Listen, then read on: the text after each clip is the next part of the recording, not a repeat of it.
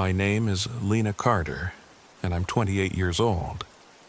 This happened in the summer of 2023, during what I thought would be just another adventurous trip for my travel blog. It turned out to be anything but.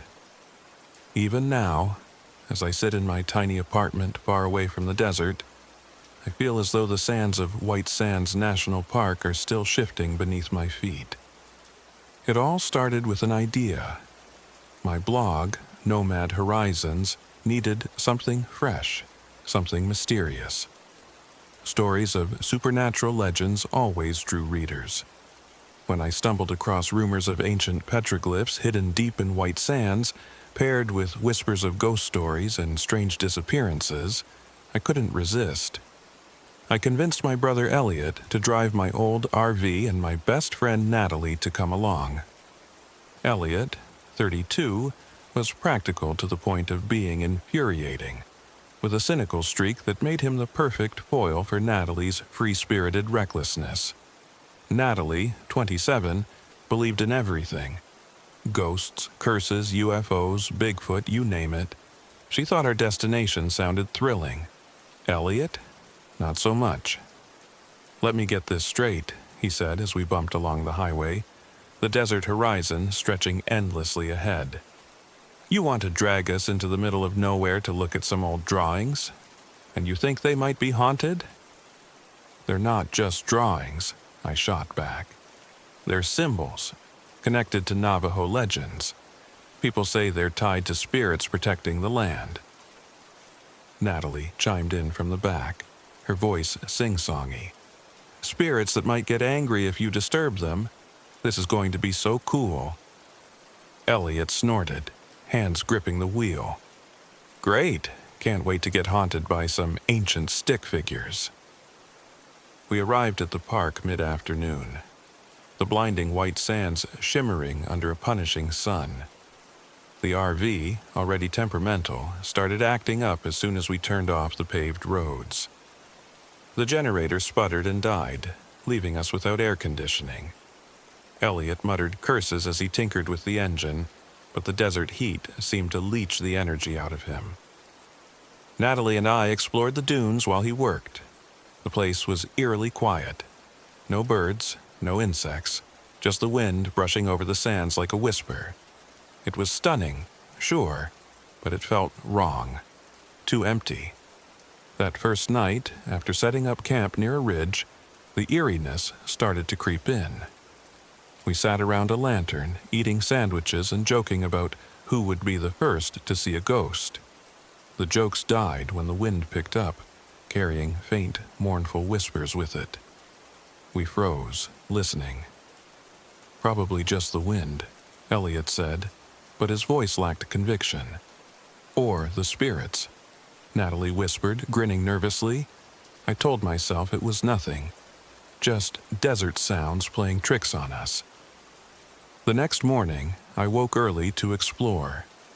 The air was cooler, the dunes bathed in soft morning light. That's when I found them. Footprints in the sand circling our campsite. They weren't ours. They were barefoot, long-toed, and oddly spaced, as if the creature that made them walked with a strange gait. I called for the others. "Someone's messing with us," Elliot said after inspecting the tracks. "Probably some hiker trying to freak out the tourists." "But we're miles from the visitor center," Natalie pointed out. "Who would walk all the way out here just to do that?" No one had an answer. Things escalated quickly after that. Later that day, as we trekked toward the petroglyph site, Natalie stopped suddenly, her gaze fixed on the horizon. "Do you see that?" she asked, pointing. At first, I thought she meant the jagged rock formations ahead, but then I saw it. A small figure, barely visible against the blinding white sand. It looked like a child, standing perfectly still. "Hey!" Natalie called, starting forward. The figure didn't move. "Wait!" I grabbed her arm. "Something's not right." But when I looked again, the child was gone, vanished as if it had never been there. Natalie insisted she'd seen it. and though Elliot dismissed it as a mirage, the unease settled in my gut like a weight. That night, the whispers returned, louder this time. I lay awake in the stifling heat of the RV, listening to what sounded like a conversation just outside the door. When I finally dared to peek through the window, all I saw was sand and shadows. The petroglyphs, when we found them the next day, were breathtaking and deeply unsettling. The carvings depicted spirals, humanoid figures with elongated limbs, and what looked like animals transforming into people. Natalie was ecstatic, snapping photos and marveling at the artistry. "This is incredible," she said. "Imagine how old these must be." While she explored, I noticed something half buried in the sand, a piece of bone, smooth and polished, with carvings etched into it. Before I could warn her, Natalie picked it up. "Check this out," she said, holding it up to the sunlight. "Put it back," Elliot snapped. "Seriously, Nat, don't mess with it." "It's just a piece of bone," she said, rolling her eyes. "What's the big deal?" I didn't have an answer, but the hairs on the back of my neck stood on end. Something about the bone felt wrong. Natalie shrugged and tucked it into her bag. That night, the RV became a prison. The whispers grew louder, and this time they were accompanied by scratching at the windows. Elliot bolted outside with a flashlight, swearing he'd catch whoever was messing with us. He found nothing but wind and sand. The real terror came later. I woke to the sound of crackling flames and the smell of smoke. Panicked, I ran outside expecting to see the RV on fire. Instead, I saw Elliot standing in the dunes, staring at nothing. "Elliot!" I shouted. He turned to me, his face pale. "It's gone," he said. "Everything's gone." "What are you talking about?" He shook his head, his eyes wild. "The RV. Us. I saw it burning." Before I could respond, Natalie screamed from inside. I rushed back to find her curled up on the floor, her face buried in her hands. "It's in my head," she sobbed. "It's showing me things." "What things?" I demanded, shaking her shoulders. "Us," she whispered, "wandering the desert forever, forgotten, alone." The next day, desperate for answers, we hiked back to the petroglyphs. Natalie had grown quiet, her usual energy replaced by a vacant stare. Elliot kept muttering about the RV's engine, convinced the creature, or whatever it was, had sabotaged it. As we approached the site, the wind picked up, howling like a living thing. The carvings seemed to shift and writhe under the blowing sand. Natalie pulled the bone from her bag, her hands trembling. "I think this is why," she said. "It wants this back." "Then put it back," Elliot snapped. She stepped forward, but before she could place it on the ground, a figure emerged from the sandstorm. A tall, shadowy humanoid with shifting features. It moved with a jerky, unnatural gait, its form flickering as if it were caught between worlds. The wind carried its voice, low and guttural, but I couldn't understand the words. Natalie froze, the bone slipping from her fingers. The creature lunged, and in a blur of sand and shadow she was gone. Just gone. No scream, no struggle, only the echo of her name in the wind. Elliot and I ran. We didn't stop until we reached the RV. The engine roared to life on the first try, as if whatever force had stopped it was now letting us leave. The journey out of the park was a blur. I don't remember how long it took or if we passed anyone else on the road. When we finally reached a gas station hours later, I realized Natalie's bag was still in the RV. The bone was gone. I wrote about the trip, but not the truth. How could I? No one would believe me. I told my readers about the beauty of white sands, the allure of the petroglyphs, the whispers of ancient spirits. But I left out the shadows, the creature, and Natalie's disappearance. Sometimes, Late at night, I hear the wind whispering outside my window.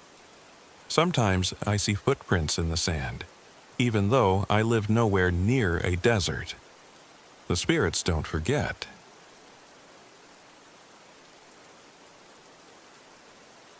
My name is Ben Travers, and I'm 36 years old. What I'm about to tell you happened in September 2023, during a solo camping trip in Red Rock Canyon, Nevada. It's a story I've kept to myself, mostly because I know how crazy it sounds. But every time I close my eyes, I see those lights, and I know they're still out there. It was supposed to be an escape. After my divorce, I'd thrown myself into astrophotography as a way to cope. Something about the vastness of the universe made my problems feel smaller, more manageable. When I read about the upcoming meteor shower, I decided to drive my RV deep into Red Rock Canyon for a week of stargazing and solitude. The first day was uneventful. The RV rattled and wheezed on the rough dirt road, but it got me far enough off the beaten path that I felt completely alone. Perfect. I parked in a narrow canyon, surrounded by towering red cliffs that glowed like fire in the setting sun. I set up my telescope and camera as the light faded, eager to capture the first streaks of meteors against the darkening sky. But something strange happened as soon as I started aligning my equipment. My compass wouldn't settle. The needle spun lazily, as though the canyon itself was throwing off the magnetic field. "Great," I muttered, fiddling with the telescope's alignment. I chalked it up to the rocky terrain and kept going. By the time the stars came out, I was too focused on my camera to care about the compass. The first night passed quietly enough, though I woke a few times to odd sounds, soft, rhythmic tapping against the RV walls. It could have been the wind or loose branches, but I couldn't shake the feeling that it was deliberate. When I finally mustered the courage to look outside, there was nothing but the faint silhouette of the cliffs against the starlit sky. Morning brought another surprise. My camera, which I'd left on a tripod overnight, had inexplicably lost its files. The memory card was empty, as though I hadn't taken a single photo. Frustrated, I ran diagnostics, but the camera seemed fine. Maybe I'd accidentally deleted the files, though I didn't remember doing so. That day, I hiked to higher ground, hoping to find a better spot for stargazing. The canyon was breathtaking in the sunlight. Layers of red rock striped with bands of white and gold. But as beautiful as it was, I couldn't shake the unease that had settled in my gut. It started when I spotted the first set of footprints. They were faint, almost washed away by the wind, but they didn't look like they belonged to an animal. Barefoot, human-like, but elongated, almost unnatural. They led up a ridge, but when I followed them, they disappeared into the rocky ground. The second sign came when I reached the ridge. I paused to catch my breath, scanning the horizon, when I saw it. A flickering light, faint but unmistakable, miles away. At first, I thought it was a reflection, maybe sunlight glinting off a distant rock face. But it moved, darting left, then right, before vanishing altogether. I stood there for what felt like forever, waiting for it to reappear. When it didn't, I shook it off as a trick of the light and headed back to the RV. That night, the lights came back. I was sitting outside with my telescope, tracking the meteor shower, when I saw them. This time, there were 3, faint and distant, pulsing softly like fireflies on the horizon. They moved in patterns, circling, zigzagging, then darting apart. I grabbed my camera, desperate to capture them, but as soon as I hit the shutter, they vanished. I stared into the darkness, heart pounding. The lights had felt alive, intelligent even. And then came the tapping. It started softly, the same as the night before. Tap, tap, tap, like knuckles rapping on glass. But this time it grew louder, more insistent. It wasn't coming from the walls of the RV, it was coming from the window behind me. I froze, my back to the glass, every hair on my body standing on end. Slowly, I turned my head. The window was empty, just my own reflection staring back at me. But then the reflection moved. I whipped around, but there was nothing there. Just the silent, endless expanse of the canyon. By morning, I was ready to leave. The unease had turned to outright fear, and I couldn't shake the feeling that I wasn't alone. But when I tried to start the RV, the engine sputtered and died. I checked the fuel gauge. It was full. The battery was fine. There was no logical reason for it not to start. I spent the day trying to fix it, but nothing worked. By nightfall, I was too exhausted to care. I locked the doors, turned on the shortwave radio, and tried to drown out the tapping with static. That's when the voices started. At first, they were faint, buried beneath the hiss of the radio. But as I tuned the dial, they grew louder. A low, guttural hum, punctuated by sharp, clicking sounds. It wasn't a language I recognized, but it felt purposeful, like it was meant for me. And then the lights returned. They were closer this time, hovering just beyond the edge of the campsite. I turned off the radio and sat in the dark, watching them pulse and flicker. They weren't random. They were communicating. I don't know how I knew that, but I did. The lights weren't just moving, they were speaking. To me. The final night was the worst. I woke to the RV shaking violently, as though something massive was pushing against it. The lights were everywhere now, flooding the windows with an otherworldly glow. The guttural hum filled the air, vibrating through my chest. I stumbled outside, desperate to make it stop, and that's when I saw it. The lights had coalesced into a shape, a tall, humanoid figure, its edges flickering like a broken video. It stood motionless, its featureless face tilted toward me. I couldn't move, I couldn't breathe. And then it raised a hand. In that moment, my mind was flooded with images. Planets spinning in perfect harmony, galaxies colliding in bursts of light, strange symbols etched into the fabric of space. It was beautiful and terrifying. And then it was gone. I woke hours later, sprawled on the ground. The lights were gone, the RV was running, and everything was eerily silent. I don't know how I made it back to civilization. The days that followed are a blur. I submitted the few photos I'd managed to salvage to the competition, but no one believed they were real. They thought I'd doctored them, and maybe that was for the best. The lights haven't left me, though. Sometimes, late at night, I see them flickering in the corner of my vision. Sometimes, I hear the tapping on my window, even though I'm hundreds of miles from the canyon. I don't know what they were, I don't know why they chose me, but I know one thing for certain, they're still watching.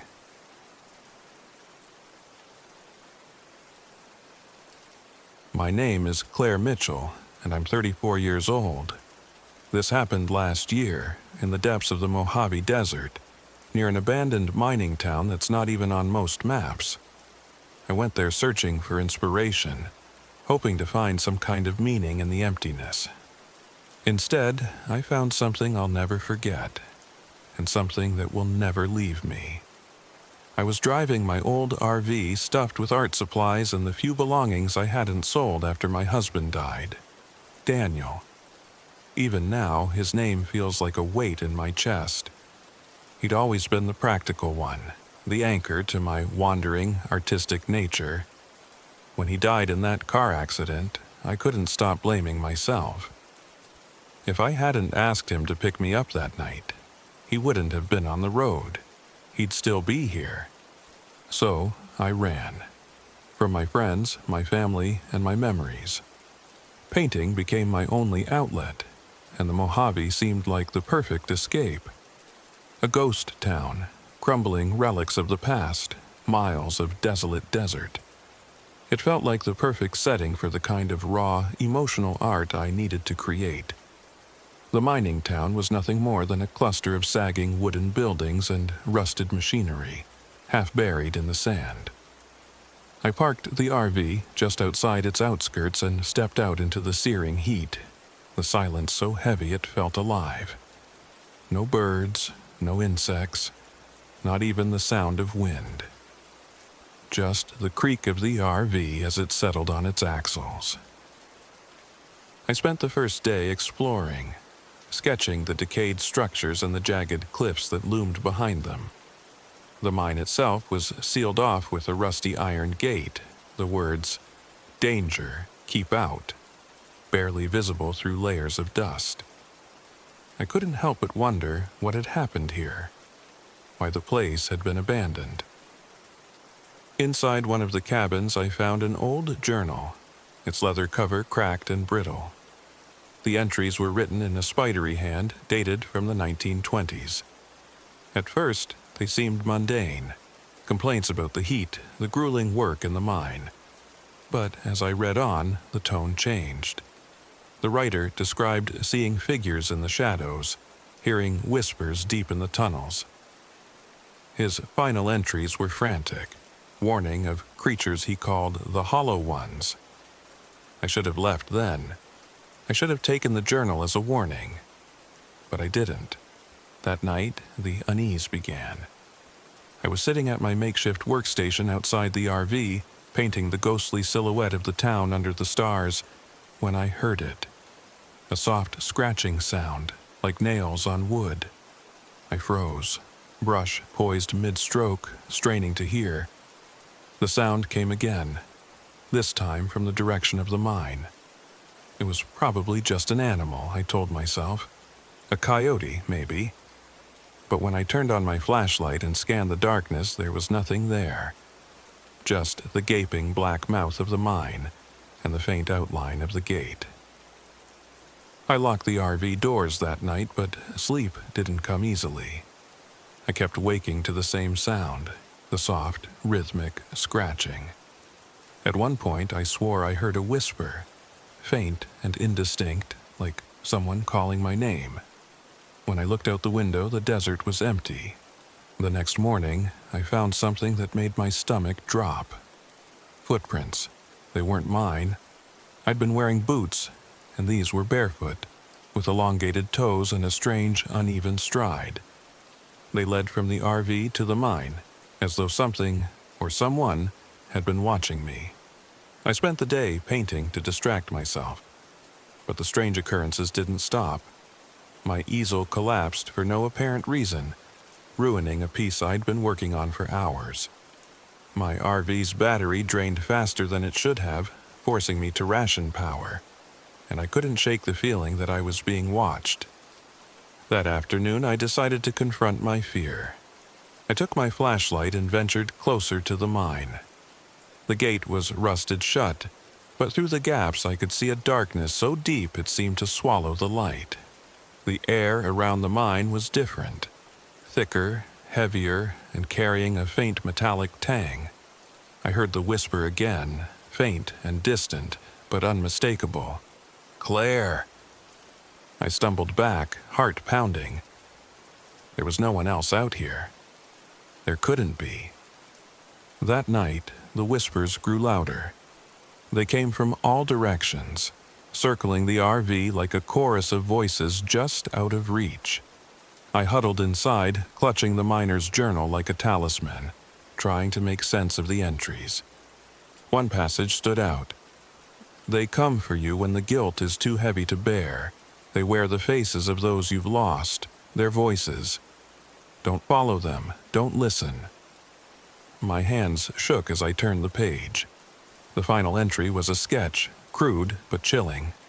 A group of shadowy, faceless figures standing at the edge of a mine shaft, their arms outstretched as though beckoning. As if on cue, the RV lights flickered and went out. The whispers stopped, replaced by a heavy, oppressive silence. Then came the knock. It was soft at first, just a single tap on the door. Then another and another, each one louder than the last. My breath caught in my throat as I crept to the window and peeked out. They were there. 3 of them, standing motionless in the moonlight. Their forms were human-like but wrong, flickering like static, their features blurred and shifting. They didn't move, but I felt them watching me. I wanted to run, but my legs wouldn't cooperate. All I could do was stare, as one of the figures raised an arm and pointed toward the mine. I don't know why I followed them. Maybe it was the journal's warning, the suggestion that the hollow ones fed on guilt, or maybe it was the voice I heard as I stepped outside, soft and familiar. "Claire, come back to me." It was Daniel's voice. The figures led me to the mine, their forms blending into the shadows as we descended into the darkness. The air grew colder, the whispers louder, and the light from my flashlight seemed to shrink, barely illuminating the rocky walls. At the bottom of the shaft, the figures stopped. One of them turned toward me, its flickering face shifting until it became Daniel's. My chest tightened as tears blurred my vision. "Why did you leave me?" it asked, its voice trembling with pain. I reached out, desperate to touch him, to bring him back. But as my fingers brushed his form dissolved into smoke, and I saw the truth. They weren't here to comfort me. They were here to consume me. I stumbled back, clutching the journal like a lifeline. The whispers became a roar, the shadows closing in around me. I could feel their hunger, their need to pull me into the hollow, empty existence they shared. "No!" I screamed, tearing the photo of Daniel from the journal. "You're not him! You're not real!" I ripped the photo in half, the act sending a shockwave through the air. The figures recoiled, their forms flickering wildly before fading into the darkness. The silence that followed was deafening. I don't remember how I got out of the mine. The next thing I knew, I was in the RV, the engine rumbling beneath me as I sped down the desert road. The figures didn't follow, but their presence lingered, etched into my mind like the sketches in the journal. When I finally reached civilization, I burned the journal and every unfinished painting I'd made in the Mojave. But the memories stayed. Now, when I paint, the hollow ones find their way into my work. Their flickering silhouettes, their haunting whispers, they've become part of me no matter how far I run. And sometimes, late at night, I see them, just outside the window, watching, waiting.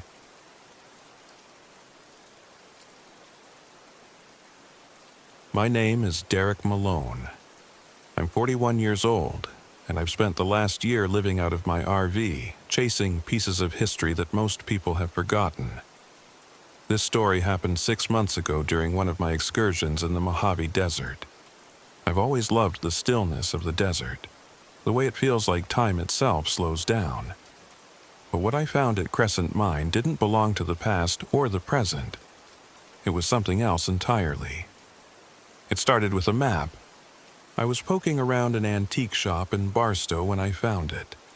A faded, hand-drawn map tucked into the pages of a dusty ledger.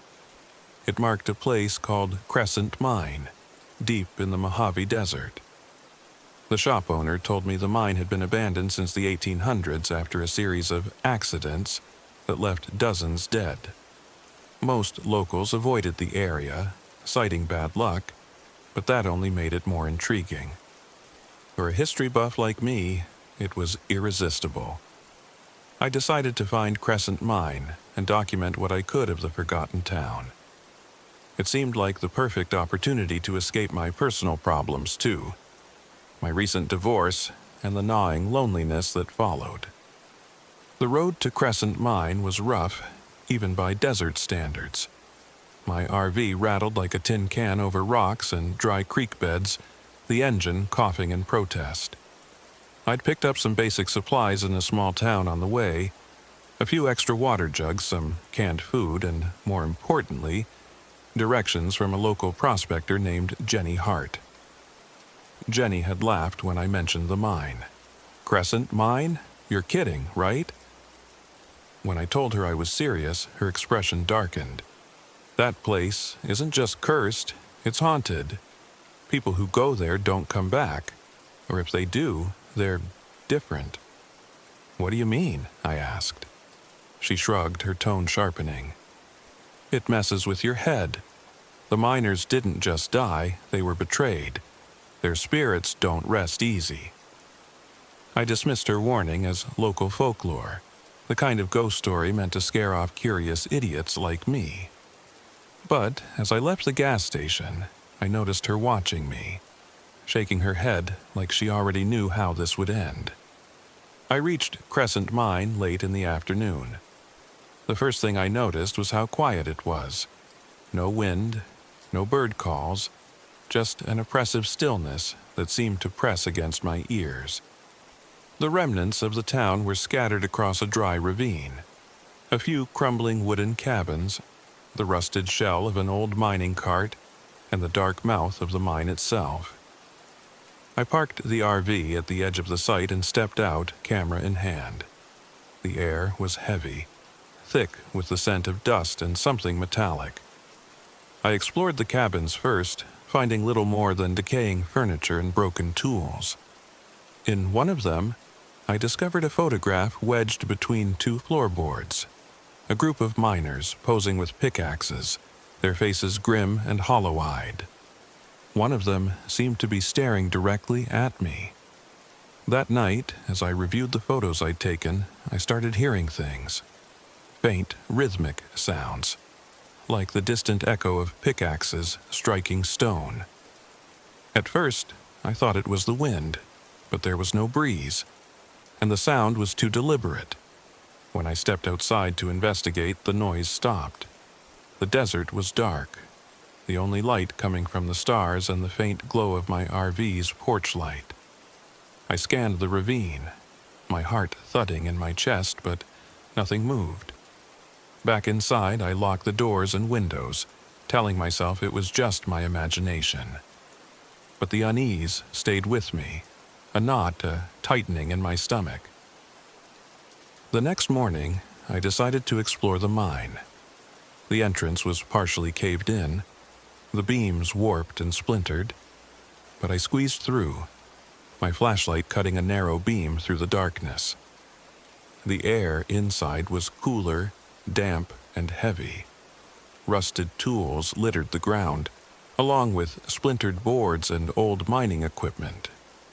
As I ventured deeper, I noticed carvings on the walls, crude symbols and names scratched into the stone, as if the miners had been trying to leave some trace of themselves behind.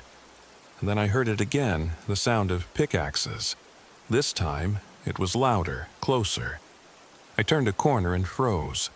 In the dim light, I saw them. Ghostly figures moving through the tunnels, their forms translucent and flickering like static on a television screen.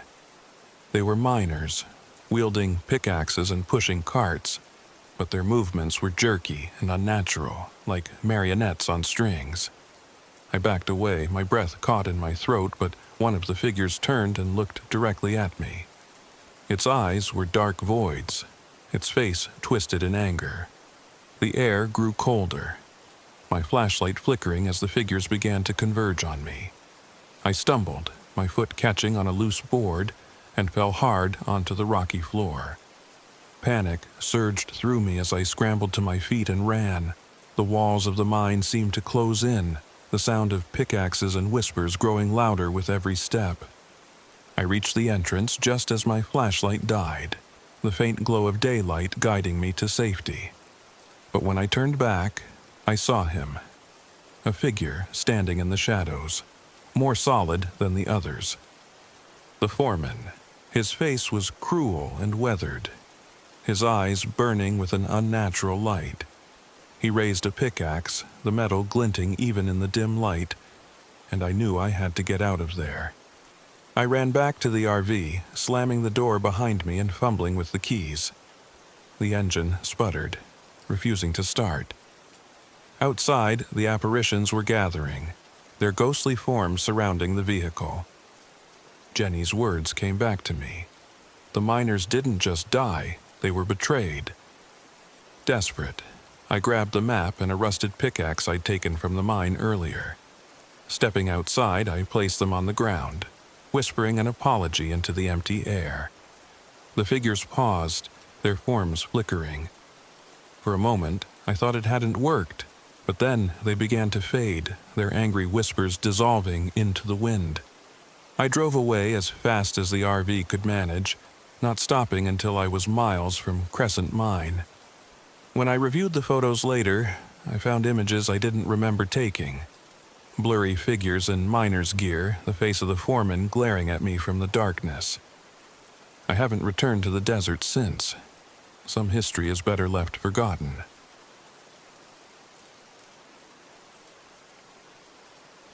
My name is Cora Bennett, and I'm 29 years old. I've always been a skeptic, the kind of person who looks for rational explanations even when life serves up its strangest moments. But what happened to me last summer in Death Valley is something I can't explain, something I don't even like to think about. Yet, here I am, writing it down because the memories won't leave me alone. It started as a simple trip, a 2-night adventure to explore the abandoned Keen Wonder Mine. I was researching desert myths and hauntings for my blog, a little side project I started to keep myself entertained during my freelance writing gigs. My best friend Mia, who's 26, had just gone through a nasty breakup and wanted to escape for a while. So she jumped at the chance to come along. And then there was Jim, a 61-year-old retired geologist and part-time guide. I hired him because Death Valley's unforgiving terrain isn't something you mess with when you're a novice. The plan was straightforward. Drive to the site, set up camp, explore during the day, and record our experiences at night. We arrived late in the afternoon, the desert sun casting long shadows over the jagged rocks and parched earth. Jim, pragmatic and cautious, immediately started unloading supplies while lecturing us about the dangers of dehydration and rattlesnakes. "I know you're here for ghost stories," he said, shooting Mia a sharp look as she rolled her eyes. "But the real danger out here is nature. Respect it, or it'll kill you." "Duly noted," I said, though Mia muttered something about paranoid old men under her breath. Her mood soured further when her Jeep overheated halfway to the campsite, forcing us to consolidate everything into my camper van. It wasn't ideal. Jim said we might be cutting it close on water and fuel, but we pressed on. By the time we set up camp near the mine, the sun was sinking behind the mountains, painting the sky in fiery oranges and purples. The beauty of the place was undeniable, but the silence was unnerving. I mean, complete silence, no wind, no insects, no distant hum of life, just nothing. That night, we sat around a small campfire trading stories. Mia, trying to lighten the mood, shared some ridiculous urban legend about a hitchhiking ghost. Jim countered with tales of miners who'd gone mad in the heat, their spirits supposedly lingering near the old shafts. "Superstitious nonsense," he added, though he seemed uncomfortable as he said it. "But the local tribes, especially the Navajo, they have legends you don't mess with. Skinwalkers, shapeshifters, whatever you want to call them. They don't take kindly to outsiders trespassing on sacred land." "Do you believe in that stuff?" I asked. He shrugged. "I don't disbelieve. Let's leave it at that." As the fire burned low, we decided to turn in. That's when we first heard it. A faint whisper, carried on the still air. At first, I thought it was Mia, but when I turned, she was staring at me wide-eyed. "Did you hear that?" she asked. Jim stood abruptly, scanning the darkness with a flashlight. "Probably the wind," he said, though there wasn't even the faintest breeze. The whispers stopped and we tried to laugh it off. But as I lay in my bunk that night, I couldn't shake the feeling that something was watching us. The next morning, Jim found the tracks. long, narrow footprints, too large to be human, and spaced oddly, as if whatever made them was leaping instead of walking. They led toward the mine and then stopped abruptly, as though the creature had vanished into thin air. "Could be a big cat," Jim said, though his voice lacked conviction, "or an old prank from some bored hikers." "Sure," Mia said, rolling her eyes, "because hikers love dragging fake animal feet out here to freak people out." We spent the day exploring the mine. The abandoned buildings and rusting machinery had a haunting beauty, but they also carried a weight, a sense of lives spent, dreams dashed, and stories forgotten. Deep inside one of the shafts, I found petroglyphs carved into the stone. They were crude but mesmerizing, depicting figures with elongated limbs and hollow eyes. My camera couldn't quite capture their strange energy. Jim stayed outside muttering something about bad air in the tunnels. Mia joined me but seemed distracted, her usual bravado replaced by a quiet unease. That night, the whispers returned. This time they were louder, almost distinct, and seemed to circle the campsite. Jim lit a bundle of sage and started muttering a prayer I didn't recognize. Mia, visibly shaken, didn't even tease him for it. "It's just the wind," I said again, but my own voice sounded hollow. The turning point came on the second night. We saw lights flickering near the mine, pale and wavering like lanterns in the distance. Jim immediately said we should stay put, but Mia, fed up with the tension, grabbed a flashlight and started toward them. "Mia, wait!" I shouted, but she didn't stop. Jim and I had no choice but to follow. As we approached the mine, the lights went out. The whispers grew louder, overlapping in a discordant hum that set my teeth on edge. And then we saw them. Figures emerged from the shadows, humanoid, but not quite right. Their limbs were too long, their movements too smooth, like marionettes pulled by invisible strings. Their faces were blank, featureless, but their eyes glowed faintly green. "Mia," one of them said in my voice. Flat, hollow, wrong. She froze, her flashlight trembling in her hand. Jim pushed past us, holding the smoldering sage like a weapon. The figures recoiled slightly but didn't retreat. "Get back to camp," he hissed. "Now." We stumbled back in a blind panic, the figures following just out of reach. Every so often they would stop and mimic our voices, calling to us in tones that were disturbingly accurate but utterly devoid of emotion. When we reached the camper van, we found it disabled. Deep gashes had been raked across the tires, the rubber shredded. Jim didn't say a word. He just started building a makeshift circle with the sage and a small bottle of blessed water he'd brought. The figures surrounded us, moving in a slow, deliberate circle. They never crossed the boundary of the sage, but they didn't leave either. Instead, they whispered. They whispered secrets, fears, things they couldn't possibly know.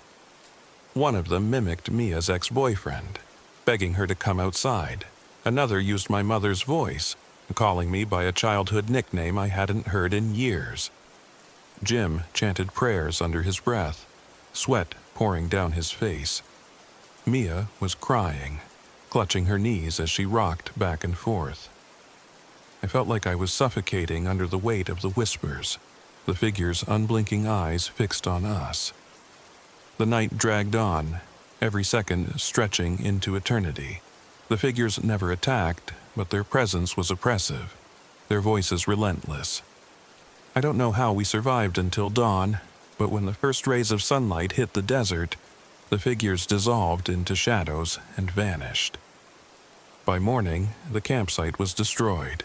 The van was unsalvageable, and Jim's hands were raw and blistered from holding the sage. We managed to hike to a nearby ranger station, where we filed a report that no one believed.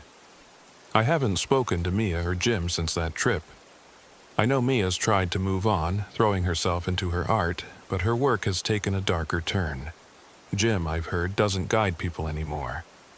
As for me, I quit my blog and haven't set foot in the desert again. But sometimes, late at night, I hear whispers just outside my window, and in the corner of my eye I see them, shadows, flickering just out of reach.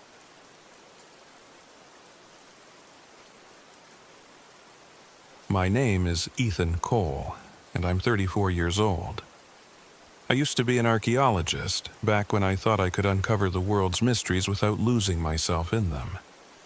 After burning out in academia, I started a travel vlog, chasing the beauty of remote places, the kind of landscapes that could make you feel like the only person on Earth. That's how I ended up in the Chihuahuan Desert last summer, and how I learned the hard way that not all mysteries are meant to be uncovered. It was supposed to be a straightforward trip. I'd heard about Terlingua, an old ghost town near Big Bend National Park, from a bartender in Alpine. He told me about its crumbling ruins and eerie vibe, but what really caught my attention was the local legend, La Maldición del Diablo del Polvo, the curse of the dust devil. According to the story, a malevolent spirit roamed the desert, punishing anyone who disturbed its sacred sites. It sounded like the kind of folklore my audience would eat up. Skeptical but intrigued, I decided to check it out. By the time I reached the outskirts of Terlingua, the sun was a brutal ball of fire in the sky, and my RV's air conditioner was barely keeping up. The town was a cluster of abandoned buildings and scattered debris, like a skeleton picked clean by the desert wind. I parked the RV near the ruins and spent the afternoon filming crumbling walls and rusted mining equipment, narrating bits of history I'd looked up the night before. At sunset, I found myself at the edge of town, staring out at the vast emptiness of the desert. That's when I noticed it, a cairn of stones piled in an odd spiral formation. It was out of place, unnatural. As I got closer, I saw symbols carved into some of the rocks. They looked ancient, almost like petroglyphs, but cruder. I knew I should have left it alone, but curiosity got the better of me. Maybe it was the archaeologist in me, desperate to feel useful again. I pulled apart the stones, filming as I went, until I uncovered a small bone charm buried beneath the pile. It was old, its surface weathered and etched with strange markings. It felt wrong to touch it, but I told myself it was just superstition. I pocketed the charm, planning to examine it later. That night, I parked my RV in a flat, open area a few miles from the town. The desert was pitch black, the only light coming from the stars overhead. It should have been peaceful, but something felt off. The air was too still, too quiet. I brushed it off and went inside to review the day's footage. That's when the first thing went wrong. My camera, which had been fully charged, wouldn't turn off. The screen was frozen on the last shot of the cairn, the spiral stones glowing faintly in the twilight. When I tried to remove the battery, the camera emitted a loud burst of static, like the sound of a radio tuned to a dead station. I set the camera down, my heart pounding. Then I heard it. A faint sound outside, like the rustle of fabric or dry leaves on the wind. But there was no wind. I grabbed a flashlight and shone it out the window. The beam caught something moving in the distance. A small, swirling column of dust. It hovered in place for a moment before disappearing into the night. The next morning, I found footprints near the RV. They were bare, human-like, but impossibly large. They didn't make sense. They started in the middle of a flat stretch of sand and stopped just as abruptly. I tried to rationalize it, chalking it up to an animal or a trick of the wind, but deep down, I knew something was wrong. As I filmed more of the ruins, I started to notice strange patterns in the footage. Shadows that shouldn't have been there. Faint whispering sounds that my mic picked up even though I'd been alone. That evening, as the sun dipped below the horizon, a sudden dust storm rose out of nowhere. The wind howled, slamming into the RV and shaking it like a toy. I stayed inside, watching as the storm swirled around me, but something caught my eye. Shapes moving within the storm. Figures that seemed to shift and dissolve like smoke. When the storm passed, I stepped outside and froze. Symbols had been scrawled in the sand around the RV. They matched the markings on the stones from the cairn. That night, I saw it. At first, I thought it was another dust column in the distance, but as it drew closer, I realized it wasn't natural. It was tall, humanoid, but its body was made of swirling sand and shadows, its edges blurring and shifting. Its eyes glowed faintly, like embers buried deep in the dust. The figure stopped about 20 yards from the RV, just staring. My rational mind screamed at me to do something. Document it, fight it, run, but I was paralyzed. Then it started moving, circling the RV in slow, deliberate steps. I could hear it whispering, though the words were impossible to make out. It knocked lightly on the windows, testing, taunting. I barricaded myself inside, clutching the bone charm like a talisman. I didn't sleep that night. By dawn, I knew I had to do something. The charm felt heavier in my pocket, like it was pulling me toward the cairn. I grabbed my gear and started walking, the desert stretching endlessly in every direction. The spirit followed me, a swirling column of sand that stayed just far enough away to remind me it was there. When I reached the cairn, I stopped in my tracks.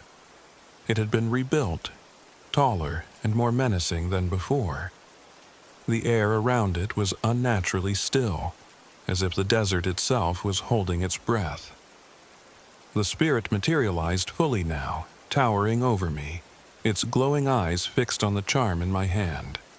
I dropped to my knees and placed the charm on the ground, muttering an apology I wasn't sure would be accepted.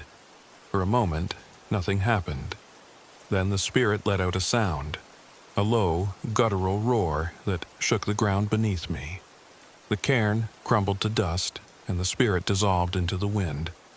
I made it back to the RV, shaken but alive. The symbols around the vehicle were gone, and the air felt lighter, as if the desert had been cleansed. My footage, however, was corrupted. Every shot I'd taken of the cairn was a blur of static and distorted images. I left the desert the next morning, vowing never to return. Weeks later, I received a package with no return address. Inside was the bone charm, wrapped in dusty cloth. I burned it, but sometimes, late at night, I still hear the whisper of sand against glass.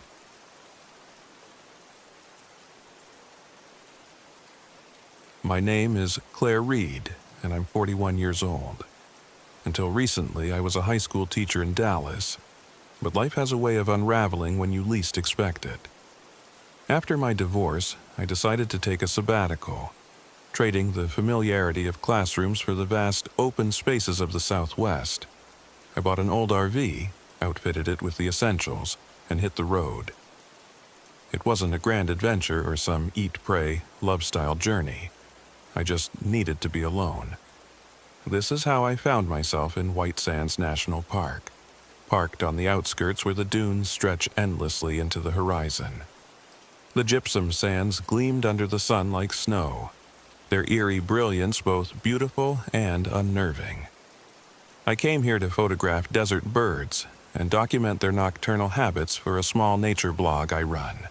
It was supposed to be peaceful, restorative even, but the desert had other plans.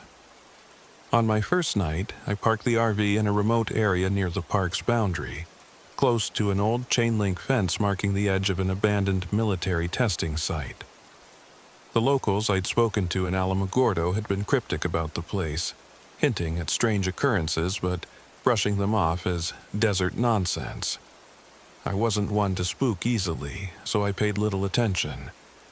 The night was cool, and the stars were so bright they seemed close enough to touch. I set up my camera and audio recorder, hoping to capture the calls of nocturnal birds. For the first hour, I heard nothing but the occasional rustle of sand in the breeze. Then I saw it. A figure, far off in the dunes, walking slowly. At first, I thought it was another camper, maybe someone who'd wandered too far. I called out, but the figure didn't respond. I grabbed my camera and zoomed in, expecting to see someone with a backpack or maybe a flashlight. Instead, the figure appeared faint, translucent, almost like it was blending into the dunes. Probably just a trick of the light, I muttered, trying to ignore the knot forming in my stomach. The figure continued walking until it disappeared behind a rise in the sand. I told myself not to worry. People hike these dunes all the time, right? The next morning, I stepped outside to find the sand around my RV disturbed. There were footprints, barefoot, human-like, but larger than any person's feet should be. They started a few feet from the RV, circled it, and then trailed off toward the dunes. There were no other marks, no signs of anyone approaching or leaving. I shook off the unease and focused on my plans for the day. After breakfast, I drove to a small diner in Alamogordo to recharge my devices. While chatting with the waitress, I mentioned the footprints and the figure from the night before. Her face darkened immediately. "You're camped near the old testing site, aren't you?" she asked. I nodded, and she leaned in close, her voice barely above a whisper. "They call them Los Huecos, the hollow ones. They're not people, not anymore. They were soldiers once, or so the story goes. The government experimented with something out there. No one knows what exactly, but it left them empty. They wander the dunes now, looking for something to fill them." I laughed nervously, trying to brush off her words. "That's just a legend, right?" She shrugged. "You're not the first camper to see them. You won't be the last." That night, back at my campsite, I couldn't shake the waitress's words. I set up my camera and audio recorder again, determined to focus on my work. For the first hour, everything was quiet, save for the occasional gust of wind. Then the tapping started. It was faint at first, like someone lightly rapping their knuckles against the RV's windows. I froze, my hand hovering over the camera. The tapping grew louder, moving from window to window, as if whatever it was circling the RV. I grabbed my flashlight and opened the door, shining the beam into the night. The sand glowed under the moonlight, unbroken and pristine. There was no one there. No one except for a pale figure standing at the edge of the dunes. My flashlight wavered as I stared. The figure was closer this time, and I could see it more clearly. Its body was pale and featureless, its limbs unnaturally long and thin. But its face, or where its face should have been, was the most unsettling part. It was a black void, hollow and empty. The tapping resumed, louder now, coming from behind me. I spun around, but there was nothing there. When I turned back, the figure was gone. By the third night, I was ready to leave, but something about the dunes compelled me to stay.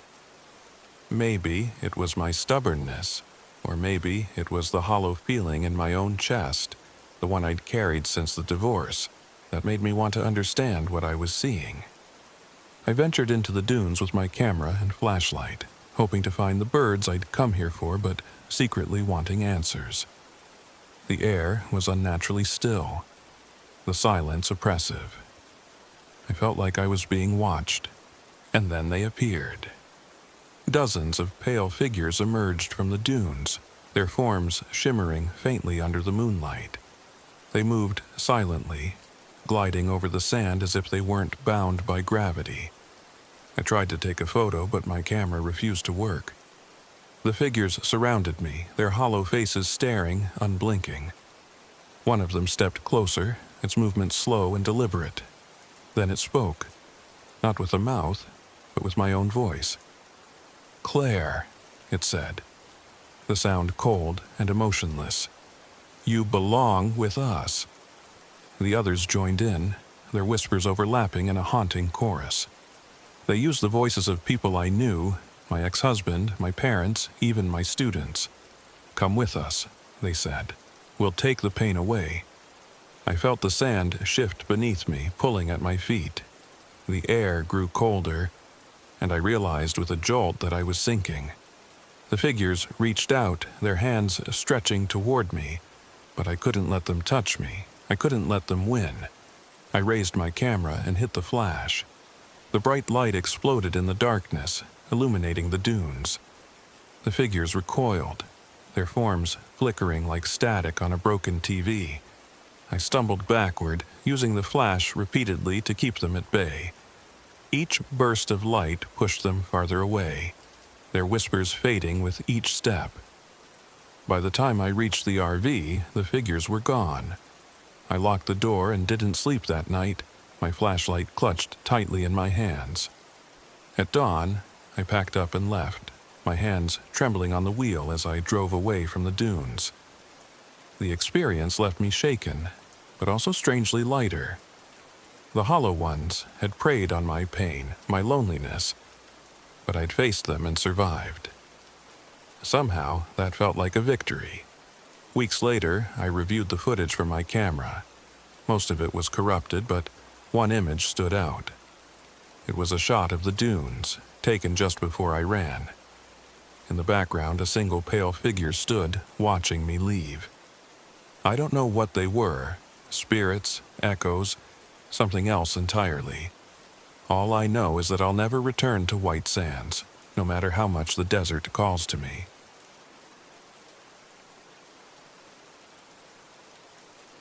My name is Avery Lee. I'm 29 years old, a desert photographer, and I never believed in ghosts. Not until last spring, when I ventured into Death Valley National Park and came face to face with something I can barely explain. It was supposed to be just another trip, an adventure to document the otherworldly beauty of the racetrack playa's moving rocks. But what happened out there changed everything I thought I knew about the world. It started with a bad lead and an overconfidence I've come to regret. I'd read an obscure blog about a newly discovered petroglyph site not far from the racetrack.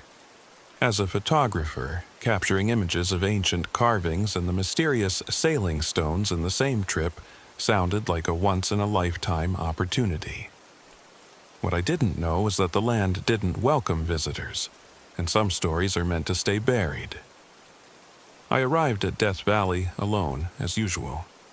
My battered Subaru Outback carried enough supplies for a week, though I'd only planned to be there for 3 days.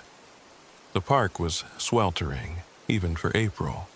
The air shimmered with heat waves, and the occasional gust of wind felt more like a blast from an oven than relief. I spent the first day driving the long dirt road to the racetrack playa, my car lurching and bouncing over washboard terrain. That's where I met Caleb Redhorse. He was leaning against a dusty pickup truck near the parking area, wearing a broad-brimmed hat and an expression that could cut stone. He was Navajo, with weathered features that told of years spent under the desert sun. I'd heard of him before, a local guide and historian with a reputation for knowing the land like the back of his hand. "You're here for the stones or the carvings?" he asked as I unloaded my camera gear. "Both," I replied, surprised by his directness. "How did you know?" "Tourists come for the rocks. The curious ones come for the stories." He hesitated, his dark eyes narrowing. "You should leave the carvings alone. They're not just pictures." I laughed nervously, brushing off his warning as superstition. But when he offered to guide me, I took him up on it. The park's endless expanse of salt flats and jagged peaks was no place to get lost, and his truck looked far more capable than my own. We set out early the next morning, Caleb driving while I sat in the passenger seat, balancing my camera and sipping tepid water. The dirt road stretched endlessly ahead, flanked by barren ridges and scattered Joshua trees.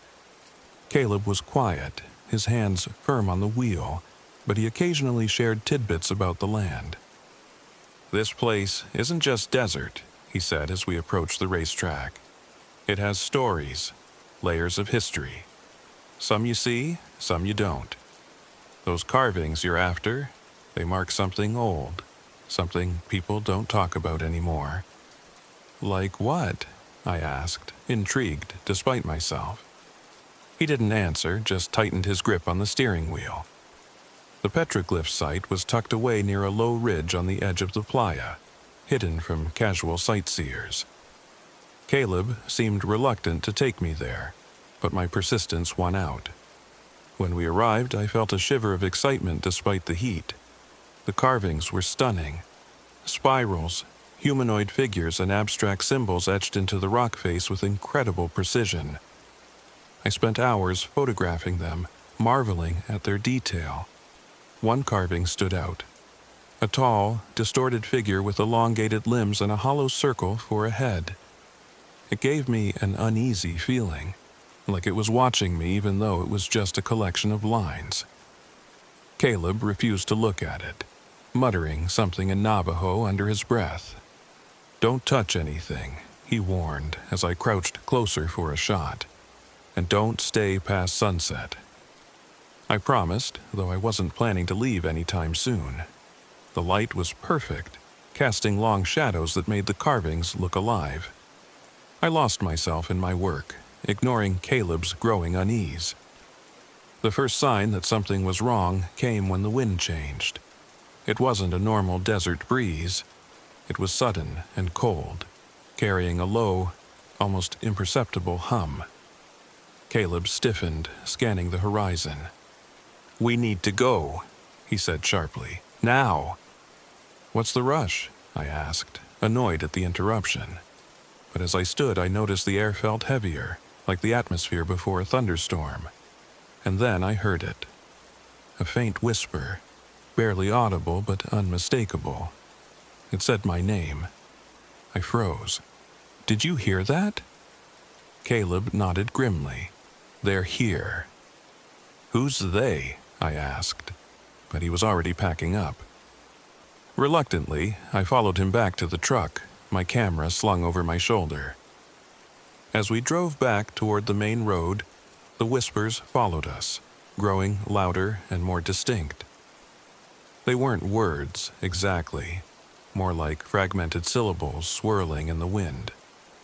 The sun dipped below the horizon, and an unnatural chill settled over the desert. Then I saw them. At first, I thought they were mirages, shimmering figures on the edges of the playa, their outlines flickering like heat waves. But as the light faded, their shapes became clearer. They were humanoid, but wrong. Too tall, too thin, their limbs bending at impossible angles. Their eyes were hollow, glowing faintly in the gathering darkness. "They're chindy," Caleb said, his voice trembling. "Spirits of the dead, left behind by anger or unfinished business. They don't belong here, and neither do we." The figures began to move, gliding across the desert with unnatural speed. Caleb floored the accelerator, but the truck sputtered and stalled, the engine inexplicably dead. Panic set in as the figures closed in, their whispers turning into guttural chants. "What do we do?" I demanded, my voice shaking.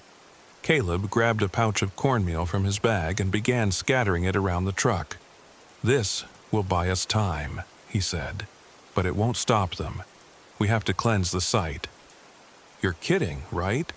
We're supposed to go back there?" "Do you want to survive?" he snapped. With no other options, we grabbed a bundle of juniper branches and a piece of turquoise Caleb carried as talismans. We ran back to the petroglyphs, the spirits following us, their chants echoing in the empty desert. At the site, Caleb began a purification ritual, chanting in Navajo as he burned the juniper. The air grew thicker, the spirits circling us like vultures. One of them lunged at Caleb, its shimmering hand brushing his shoulder. He cried out in pain, a blackened burn mark appearing on his skin. I tried to help, but the spirit's presence was overwhelming. My camera, still hanging around my neck, buzzed and whirred as if alive. I lifted it instinctively and snapped a photo. The flash illuminated the spirits, capturing their twisted forms in stark relief. They recoiled, momentarily stunned. Caleb seized the moment to finish the ritual, scattering turquoise dust over the carvings. The spirits let out an ear-splitting wail and vanished, their forms dissolving into the night. The desert was silent once more. We stumbled back to the truck, exhausted and shaken. The engine roared to life as if nothing had happened. Caleb drove in silence, his hands trembling on the wheel. In the days that followed, I tried to make sense of what I'd experienced. My camera was ruined, its memory card corrupted, but one image survived. The petroglyphs glowing faintly, with the distorted figure staring directly at the lens. I haven't returned to Death Valley since. The desert keeps its secrets, and I've learned to leave them alone. But sometimes, when the wind whispers my name, I wonder if the chindy are still watching.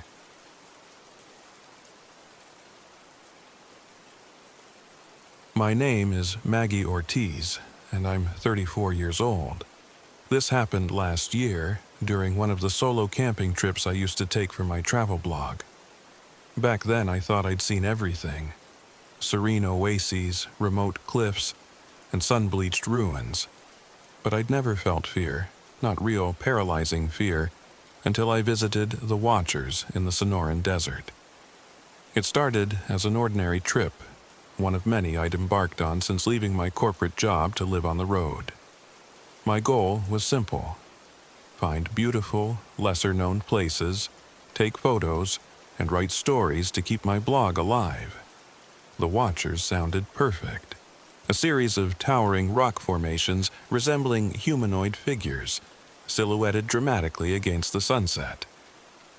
It was the kind of eerie, picturesque location that could captivate an audience. What I didn't realize was that the Watchers are more than just rocks. They're something older and darker than I ever could have imagined. I learned about the Watchers at a gas station near Sells, Arizona. The heat was oppressive as I filled my RV's tank, the sun baking the pavement into a shimmering mirage. An old man approached me as I checked my map, his leathered face drawn tight with worry. "You heading anywhere particular?" he asked, his voice as cracked as the ground beneath us. "Just looking for some good scenery," I replied, tapping the map where the rock formations were marked. "I heard this spot is worth the trip." The old man's eyes narrowed. "The Watchers," he said. "You don't want to go there." "Why not?" "They're guardians," he said, his tone deadly serious. "They don't take kindly to visitors. If you go, leave an offering, or you'll wish you had." I tried not to laugh, but his intensity threw me off. "What kind of offering?" He didn't answer, just reached into his pocket and handed me a small bundle of dried sage. "Burn this if you need it," he said, then turned and shuffled away. I hesitated for a moment, his words gnawing at the edges of my curiosity, but I wasn't about to let superstition scare me off. I tossed the sage onto the dashboard and continued down the road. The drive to the Watchers was long and desolate. My RV's engine sputtered a few times, but it kept going. As I got closer, the GPS began to glitch, the screen freezing or displaying the wrong coordinates.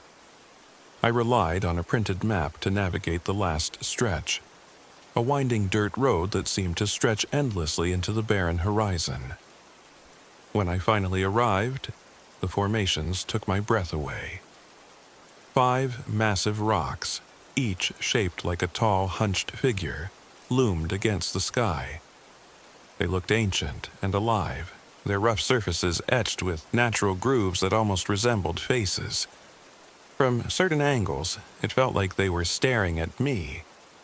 I parked the RV at the edge of the site and stepped out, the silence of the desert pressing down like a physical weight.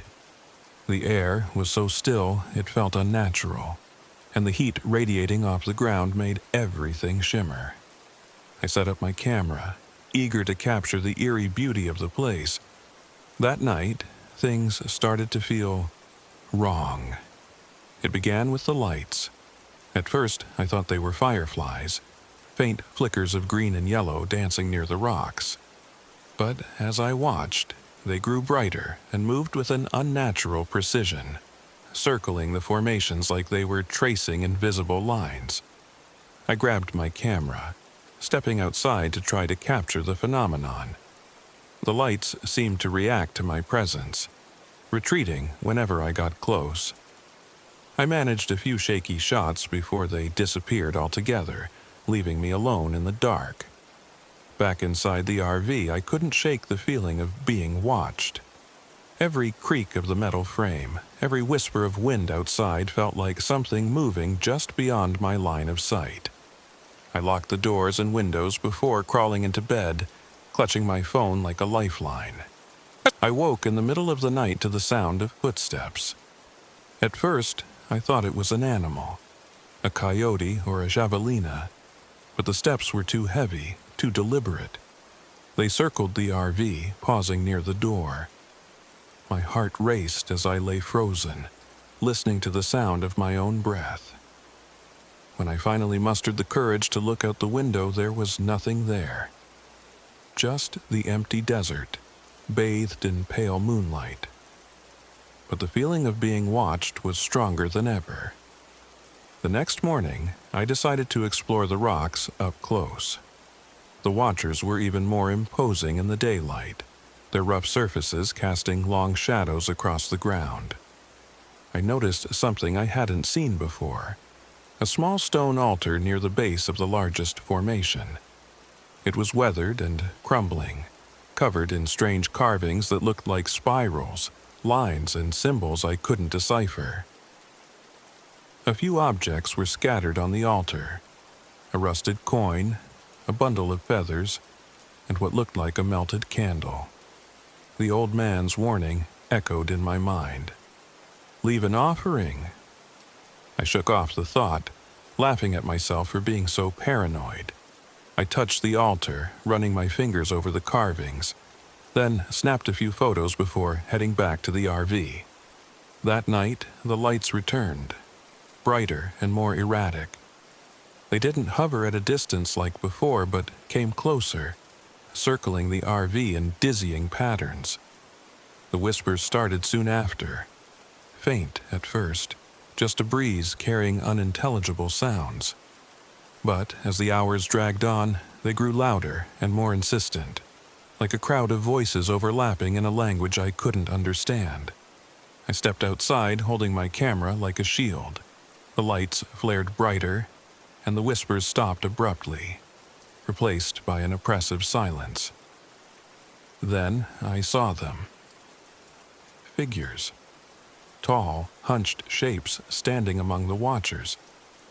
At first, I thought they were shadows cast by the rocks, but as I stared, one of them moved.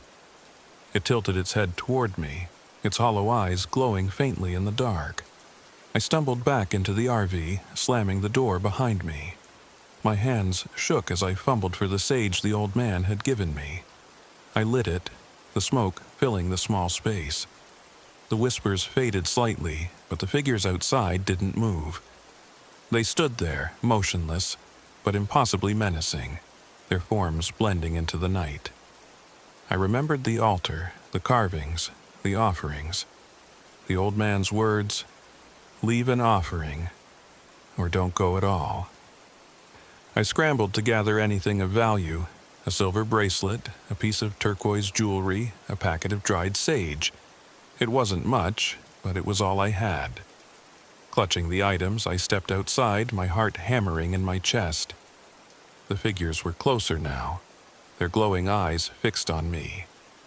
I placed the offerings on the altar, whispering a frantic apology as I lit another bundle of sage. The smoke curled around the carvings, and the lights flared one last time before flickering out. The whispers turned into a deafening roar, then stopped abruptly. The figures were gone. The desert was silent again. The next morning, I left without looking back. The RV started without a hitch, as if nothing had happened. Back in town, I stopped at the gas station, hoping to find the old man and thank him. He was waiting for me, as if he'd known I'd return. Without a word, he handed me a small stone with an eye symbol carved into it. "A reminder," he said, "to respect what you don't understand." I still have that stone. It sits on my desk, a silent warning. I don't take solo trips anymore. Some mysteries aren't meant to be solved.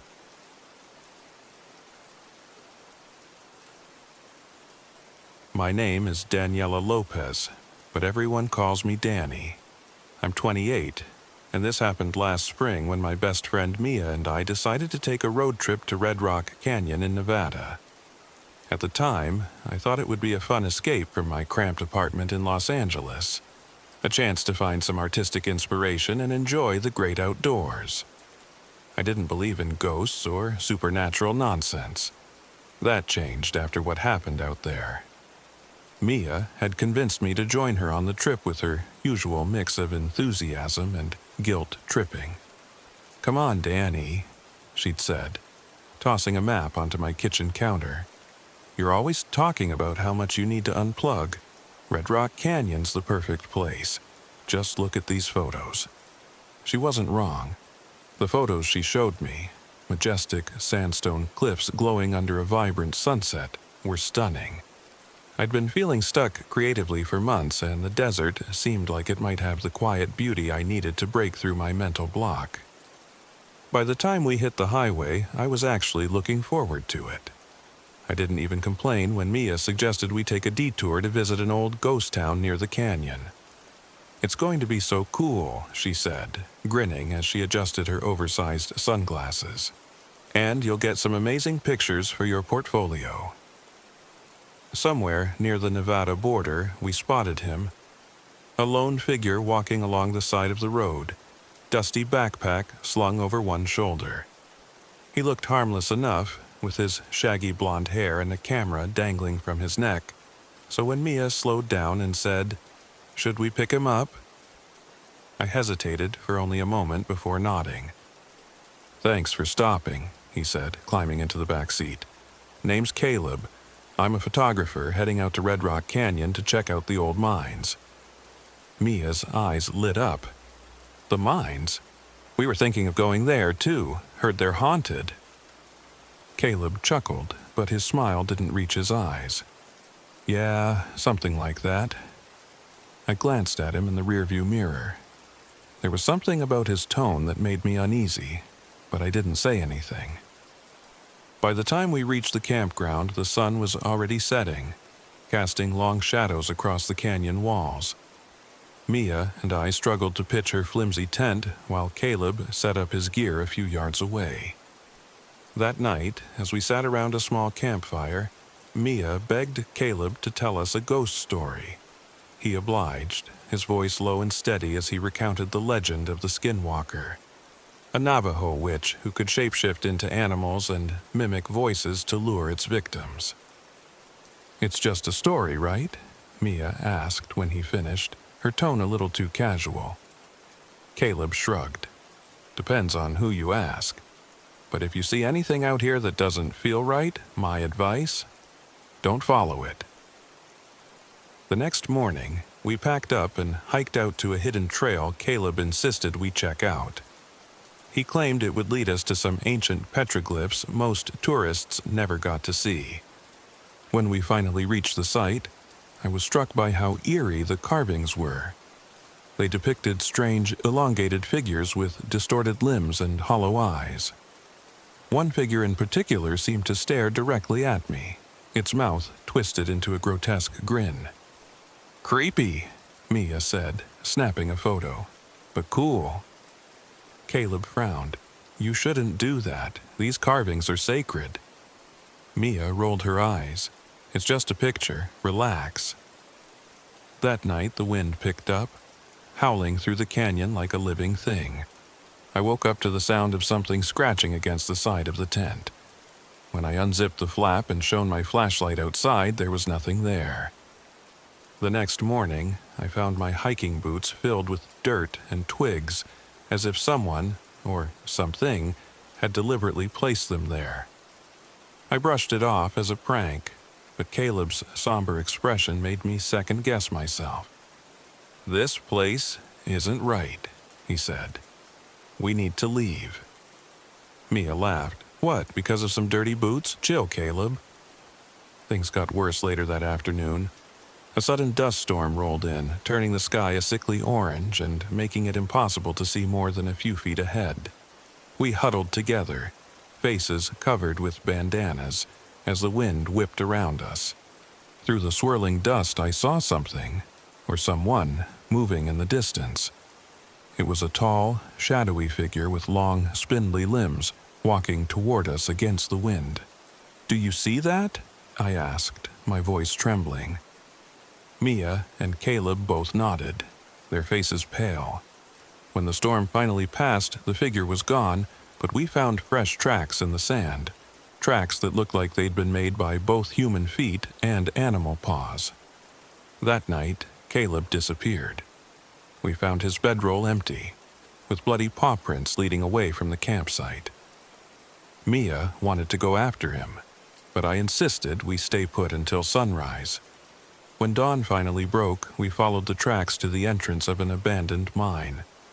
The air inside was thick and stifling, and the deeper we went, the stronger the sense of dread became. Then we saw it. At first, I thought it was Caleb, but as it stepped into the faint beam of my flashlight, I realized it wasn't human. The creature stood on two legs, but had the face of a coyote. Its eyes black and hollow, its limbs were unnaturally long, ending in clawed fingers that scraped against the rock walls. Mia screamed and bolted, but I was frozen in place as the creature turned its head toward me. It opened its mouth, and in Caleb's voice it said, "Leave." I don't remember how I managed to get out of that mine. I just remember running, my lungs burning and my heart pounding as the creature's distorted laughter echoed behind me. I found Mia outside, crouched behind a boulder and shaking uncontrollably. Together, we stumbled back to the trailhead, not stopping until we reached the safety of the campground. We didn't see Caleb again.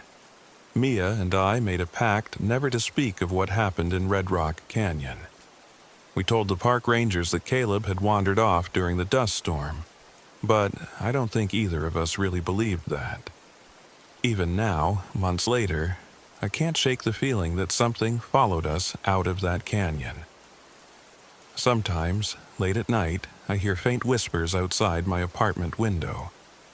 And sometimes, I see shadows moving in the corner of my eye, shadows that shouldn't be there.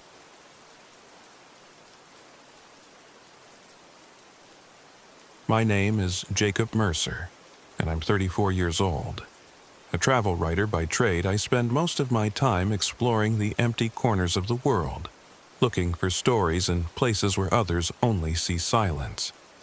But there are some silences you shouldn't disturb, and I learned that the hard way at White Sands National Park. It was late September when I arrived, the heat already retreating with the season. The dunes stretched out endlessly before me, a sea of blinding white under a sharp blue sky. I parked my RV at a remote campsite and stepped out to feel the crunch of gypsum sand under my boots. The air was still, almost unnervingly so, and the quiet was absolute.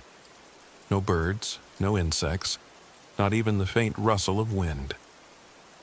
I'd come here to write about the park's stark beauty, to capture its alien allure for a travel magazine. But, truth be told, I was also drawn by the rumors. Locals whispered about people vanishing into the dunes, about disembodied voices calling from the sands. That first night, I laughed at myself for believing any of it.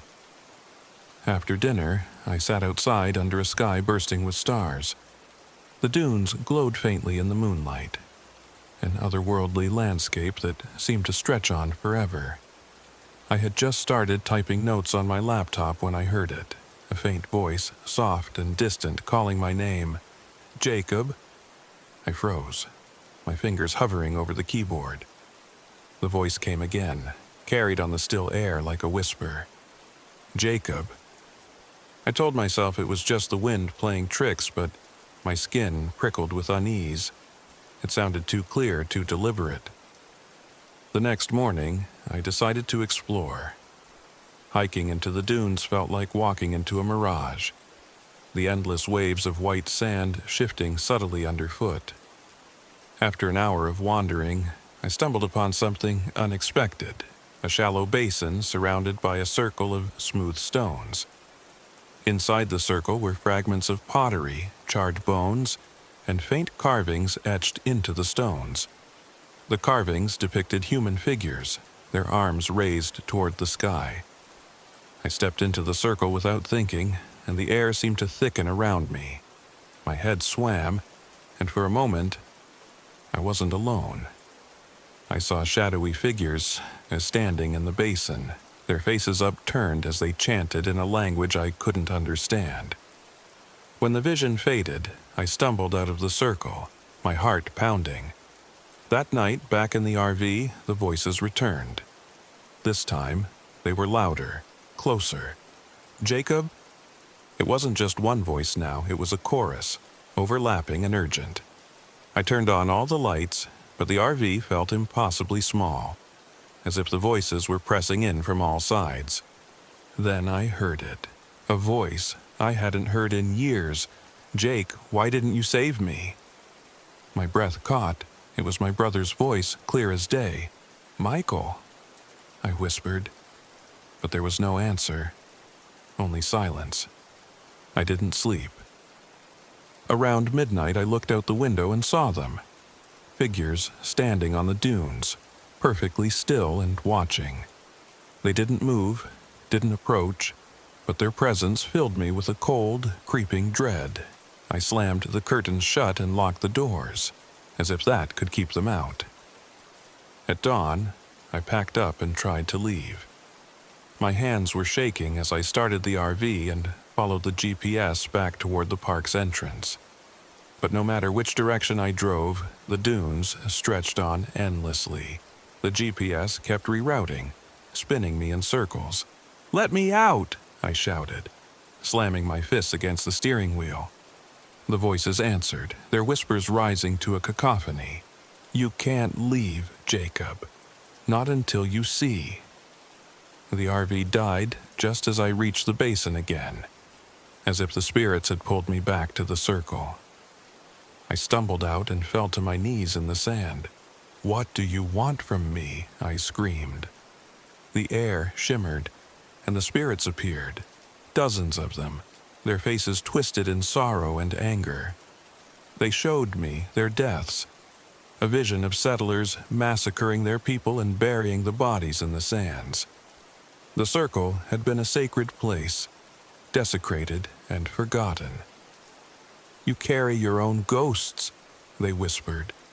"You cannot run from the past." They showed me my brother, trapped in the wreckage of my car, his hand reaching for mine as I failed to pull him free.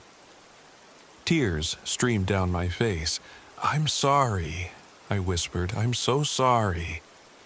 The spirits faded, leaving only silence. My RV started again, and the GPS guided me back to the park's entrance without issue. I never wrote about the voices or the visions. Instead, I wrote an article about the weight of history in the land, how even the silence of white sands holds stories. But I still hear the whispers sometimes, late at night. And when I look out the window, I wonder if the shadows I see in the distance are really gone.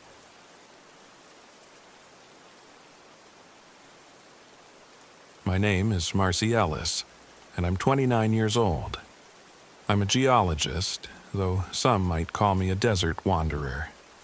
My work takes me to some of the most isolated places in the Southwest, but I don't mind. The solitude suits me. That's what I thought anyway, until I spent 3 days in the Chihuahuan Desert, near a place the locals call the Devil's Crossroads. I went there to study an unusual magnetic anomaly reported by hikers and surveyors. Compasses wouldn't work. Electronic devices glitched out, and some people even claimed to see bizarre mirages. To me, it sounded like a fascinating geological mystery, something that could be explained with enough data and analysis. But some things can't be explained.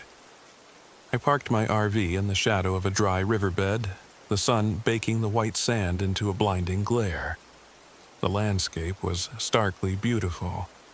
Endless stretches of sagebrush, jagged outcrops of red rock, and a sky so blue it almost looked artificial.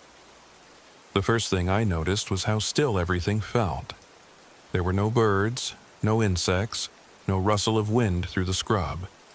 Just silence, thick and oppressive. I chalked it up to the heat. After setting up camp, I pulled out my equipment, a compass, a magnetometer, and a handheld GPS, and started mapping the area. Sure enough, the compass spun wildly when I approached a specific outcrop about half a mile from the RV. My GPS also struggled, its coordinates jumping erratically. That was when I first spotted it, a cluster of stones arranged in a perfect circle, partially buried in the sand. Curious, I knelt down and brushed away the dirt, revealing symbols carved into the rocks. They looked ancient, their edges worn smooth by time. I took a few photos and marked the location on my map. As I stood to leave, I felt a prickle of unease, as if I were being watched. I turned, scanning the horizon, but there was nothing there. Just endless dunes. That night, as I lay in bed, I heard the first whispers. At first, I thought it was the wind, though the air outside was perfectly still. The sound was faint but insistent, like voices just out of earshot. Marcy. I sat up, heart pounding. My flashlight's beam cut through the darkness, revealing the cramped interior of the RV. Everything was as it should be, my gear neatly stacked, the door locked. But the whispers continued, circling the RV like predators. Marcy, come. I didn't sleep much after that. The next morning, I decided to explore further. I followed the magnetic readings deeper into the desert, past jagged rock formations and dry arroyos. The heat was brutal, and my canteen was already half empty by the time I stumbled upon another strange find. A stone altar, its surface cracked but unmistakably carved. It was covered in the same symbols as the circle near my camp. Something about it felt wrong, like it didn't belong here. Looking for something?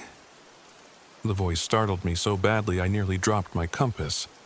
I spun around to see a man standing a few yards away, tall and lean, with a wide-brimmed hat that cast his face in shadow. His eyes glinted, though I couldn't see the source of the light. "Who are you?" I demanded, my voice sharper than intended. "Just a traveler," he said with a slow, unsettling smile. "Same as you." His tone was casual, but something about him felt off. He didn't carry any supplies, and his boots left no prints in the sand. "This isn't a safe place for you," he added, tilting his head toward the altar. "People get lost out here, lose themselves too." Before I could respond, he turned and walked away, vanishing behind a dune. That night, the whispers grew louder. They called my name over and over, their voices overlapping in a maddening chorus. When I looked out the RV window, I saw them. Figures standing just beyond the reach of the floodlights. They were human-shaped, but indistinct, their outlines shifting like smoke. I locked the doors and huddled in my bed, clutching a flashlight as the figures circled closer. The whispers seeped through the walls, invading my mind. "Come to us, Marcy. Come to the crossroads." By dawn, I was ready to leave. I packed up my equipment, fired up the RV, and drove toward the nearest highway. But the desert had other plans. My GPS was useless, its screen flickering with static. The dunes seemed to shift, leading me in circles no matter which direction I turned. By midday, I was back at the stone altar. The Shadow Man was waiting. "You can't leave, Marcy," he said, his voice smooth and mocking. "Not yet." I glared at him, anger masking my fear. "What do you want?" He smiled, his eyes glowing faintly. "Knowledge. Power. Whatever your heart desires. All I ask in return is a small piece of you." My stomach turned. "You're insane." "Think about it," he said, gesturing to the altar. "This land holds secrets older than you can imagine. You came here looking for answers, didn't you? I can give them to you." I refused, but he wouldn't let me go. The desert itself seemed to rise against me, winds whipping sand into my eyes, dunes shifting to block my path. The Shadow Man taunted me as I stumbled through the storm. "You can't outrun the crossroads, Marcy. It's where we all meet in the end." Desperate, I remembered the magnetic anomaly. If it was tied to the altar, maybe disrupting it could weaken him. I grabbed my magnetometer and smashed it against the altar, scattering the stones. The storm stopped. The Shadow Man let out a furious roar, his form dissolving into black smoke. I didn't stop driving until I reached the nearest town. Even now, weeks later, I can still hear his voice in my dreams, promising we'll meet again. I wrote my report about the magnetic anomaly, but I left out the details about the Shadow Man and the altar. Some things are better left unsaid, and I'll never go back to the desert.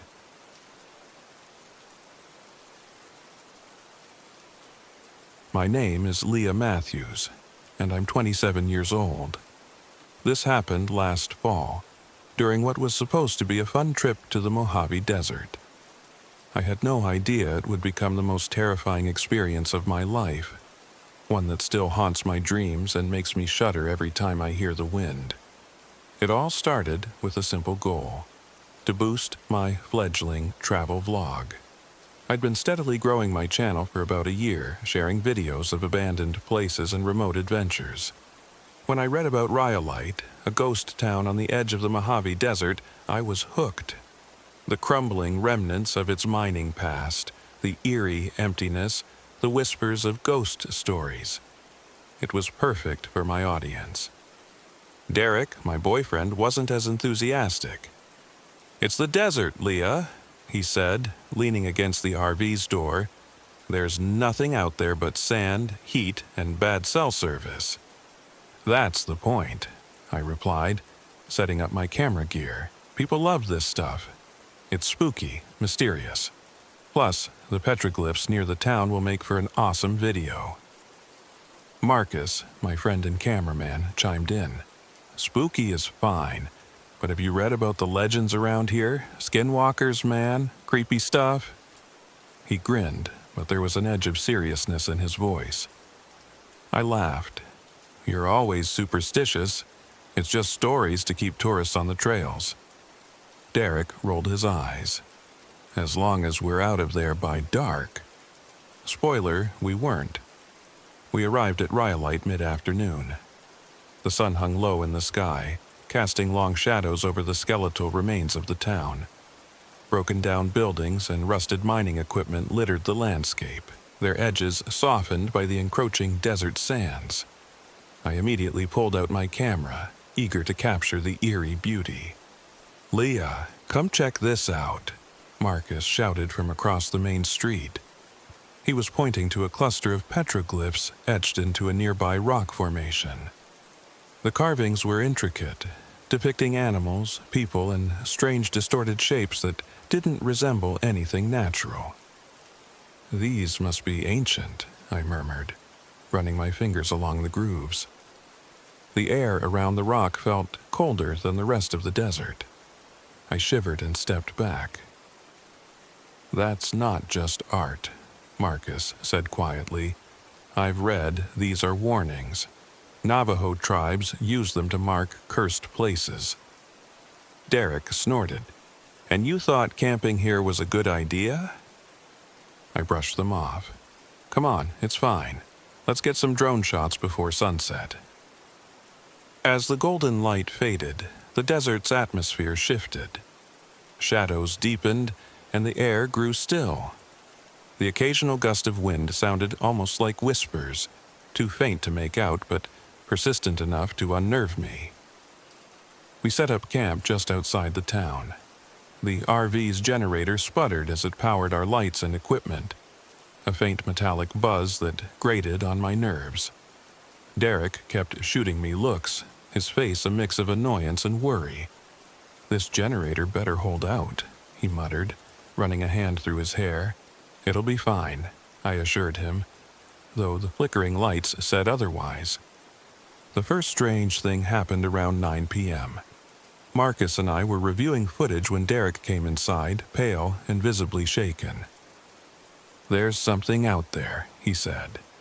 "I saw, I don't know, a coyote or something, but it was huge." Marcus laughed nervously. "Probably just a shadow. Relax."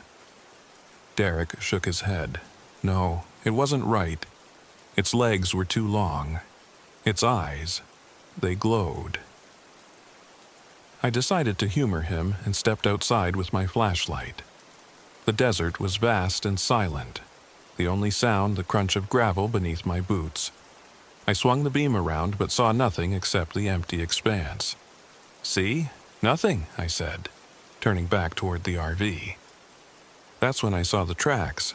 They circled the RV, large and deep, a strange mix of human-like footprints and animal paw prints. My stomach tightened. Marcus joined me, his usual humor gone. "Okay, that's weird." As the night wore on, the tension grew. Derek refused to sleep, instead pacing the RV and peeking out the windows. Marcus tried to lighten the mood with jokes, but even he couldn't shake the unease. Then, around midnight, we heard it. A voice calling from the darkness. "Help me! Please help!" I froze. It was my voice. Derek grabbed my arm. "Stay inside," he hissed. "That's not you." The voice came again, closer this time. "I'm hurt. Please help me." I peeked through the blinds and saw a shadowy figure standing just beyond the campfire's light. It was my height, my build, but its movements were wrong, jerky and unnatural, as if it was learning how to move. "It's a skinwalker," Marcus whispered, his face pale. "It's trying to lure us out." For hours we huddled inside the RV, too afraid to leave. The figure circled the camp, its movements slow and deliberate. Occasionally it would mimic our voices, each time sounding closer to perfect. It tapped on the windows, scratched at the door, but never came inside. Derek grabbed a hunting knife from his pack. "If it gets in here—" "It won't," Marcus interrupted. "Skinwalkers can't cross certain boundaries. They're tied to curses, to the land." "What do we do?" I whispered. Marcus hesitated. "There's a Navajo belief that scattering cornmeal can protect you. It's worth a shot." At dawn, the figure disappeared. We emerged cautiously, our nerves frayed. The tracks were everywhere, deeper and more chaotic. Marcus noticed something on his arm. 3 long scratches, faint but distinct. "You didn't have those before," I said, my voice shaking. He shrugged it off, but I saw the fear in his eyes. We decided to leave, but the RV wouldn't start. The generator had died completely, and the engine refused to turn over. With no other choice, we grabbed water and set off on foot, heading for the highway. The desert felt endless, the sun relentless. Shadows seemed to stretch and move, playing tricks on our minds. Marcus grew quieter with every step, his movements sluggish. "I don't feel right," he mumbled, stumbling to his knees. "It's like something's pulling me." Derek and I tried to help him up, but he pushed us away. "Go. Get out of here." "We're not leaving you," I shouted. "You don't understand," Marcus cried. "It marked me. I can feel it."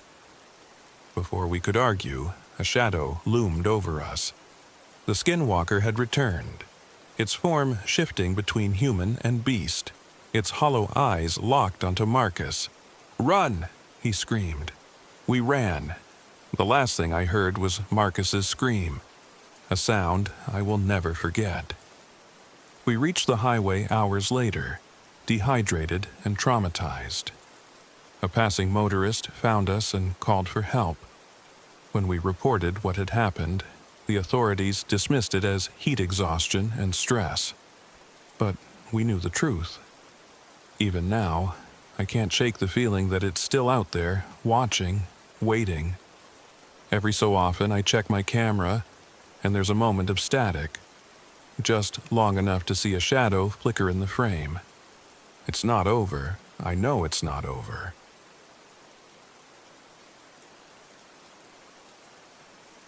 My name is Sarah Whitaker, and I'm 34 years old. This happened last spring during what was supposed to be a peaceful sabbatical from my job as a geology professor. I've always been fascinated by the natural world, and after years of lectures and grant applications, I decided to take a break to reconnect with the Earth, quite literally. My plan was to visit White Sands National Park in New Mexico and study a rare phenomenon called the singing dunes, where the sands emit a low hum under certain conditions. It was supposed to be a calming escape into the beauty of nature. It wasn't. The drive to White Sands was uneventful, the scenery a rolling blend of sagebrush and distant mesas. I reached the park late in the afternoon, and the first thing that struck me was the sheer whiteness of the landscape. The dunes stretched endlessly, their undulating forms glowing under the sinking sun. It was otherworldly, beautiful, and blinding. I parked my RV at a designated campsite on the edge of the dunes. It was remote, as I'd planned. No neighboring campers, no distractions. Just me, my equipment, and the open desert. As I set up my gear, a ranger passed by to check permits. He was a wiry, weathered man who looked like he'd been born from the desert itself. His name tag read Hale. "White Sands can be tricky," Hale said, glancing at my sound recorder. "You here for the hum?" I nodded. "It's fascinating. I'm hoping to capture some recordings." Hale squinted at the horizon. "Don't wander too far, especially if you hear anything strange. Folks talk about things out here." "What kind of things?" I asked, half smiling. I loved local legends, even if they were just stories. Hale didn't smile back. "Just don't disturb the land, that's all." By nightfall, the desert was silent. Not the kind of silence you get in a city at night, with the hum of distant traffic, but a vast, oppressive quiet. I sat outside my RV, recording equipment set up, listening for the telltale hum of the dunes. Instead, I heard something else. It started faintly, almost imperceptible, a high, melodic note carried on the wind. I paused, thinking it might be my imagination, but it grew louder, resolving into what sounded like singing. Not words exactly, just a haunting melody, distant and mournful. I shivered, but not from the cold. The song was beautiful, but something about it felt wrong. I grabbed my headphones and replayed the last few minutes of my recording. The hum of the dunes was there, but underneath it, the singing was clear and distinct. It hadn't been my imagination. "Just the wind," I muttered to myself, though I didn't quite believe it. The next morning, I hiked deeper into the dunes, determined to find the source of the hum, and maybe the singing. I carried my GPS, plenty of water, and a sound recorder. The stark whiteness of the dunes made it hard to judge distance. Everything looked the same, and I found myself glancing back at my footprints more often than I liked. About an hour in, I stumbled across something strange, a hollow in the dunes, perfectly sheltered from the wind. Inside the hollow was a weathered totem, a wooden post adorned with beads, feathers, and shards of pottery. The sand around it was marked with spiral patterns, like someone had carefully drawn them with a stick. I knelt to take a closer look. The spirals were mesmerizing, their symmetry flawless. I pulled out my camera to document the sight, but as I adjusted the lens, the screen flickered and went black. I frowned. The battery had been fully charged. Shaking off a twinge of unease, I set my sound recorder near the totem and activated it. The device's light blinked steadily as it captured the ambient noise of the desert. I stepped back and took a sip of water, letting the recorder run for a few minutes. That's when I saw the footprints. They were small, like a child's, and they led away from the hollow, weaving across the dune. I looked around, but the landscape was empty, no sign of another person. My stomach tightened. The footprints didn't make sense. There hadn't been a single vehicle at the trailhead, and I was miles from the nearest road. I followed them for a short distance until they abruptly ended, as if the walker had vanished into thin air. My heart raced, and I turned back toward the totem, eager to retrieve my recorder and head back to camp. But the totem wasn't where I'd left it. The hollow was empty. My recorder was gone. Back at the RV, I tried to convince myself it was a prank. Maybe someone had moved the totem and taken my gear while I wasn't looking. It was a flimsy explanation, but it was better than the alternative. That I'd somehow angered the desert itself. That night, the singing returned. It was louder this time, more distinct. The melody floated through the dunes, carried by the wind, but no matter which way I turned, I couldn't pinpoint its source. My chest tightened as I realized it wasn't just singing anymore. There were whispers too, faint and unintelligible, like a crowd of voices just out of earshot. I slammed the RV's door shut and locked it, though I wasn't sure what good that would do.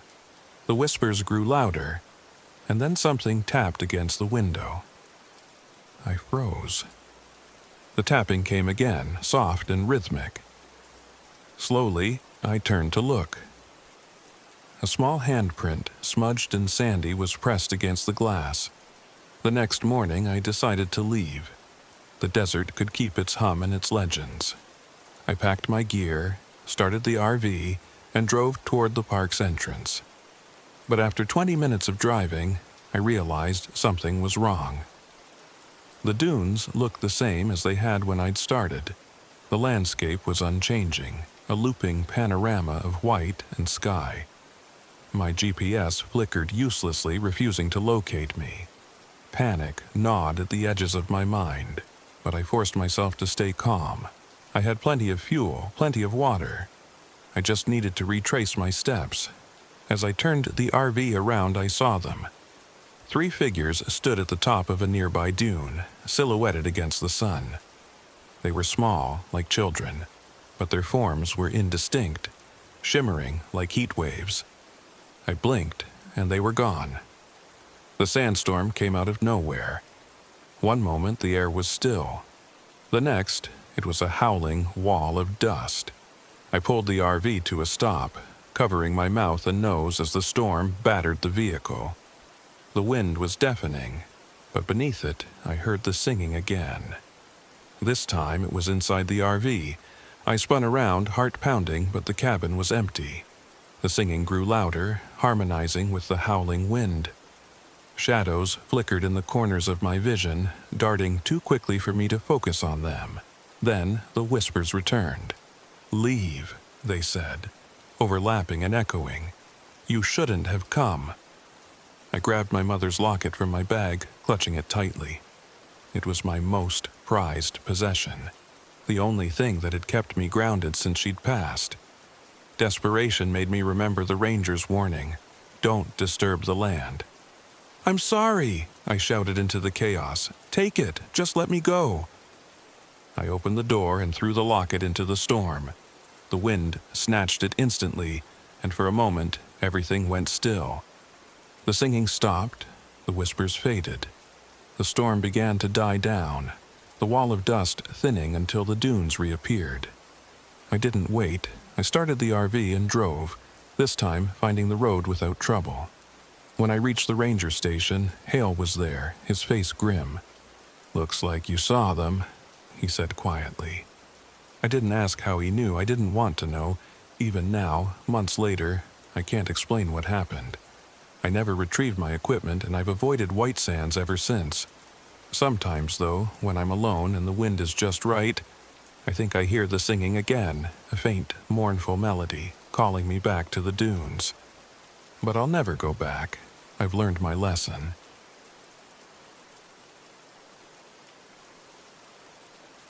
My name is Daniel Reeves, and I'm 29 years old. What I'm about to tell you happened last summer during a trip to Death Valley.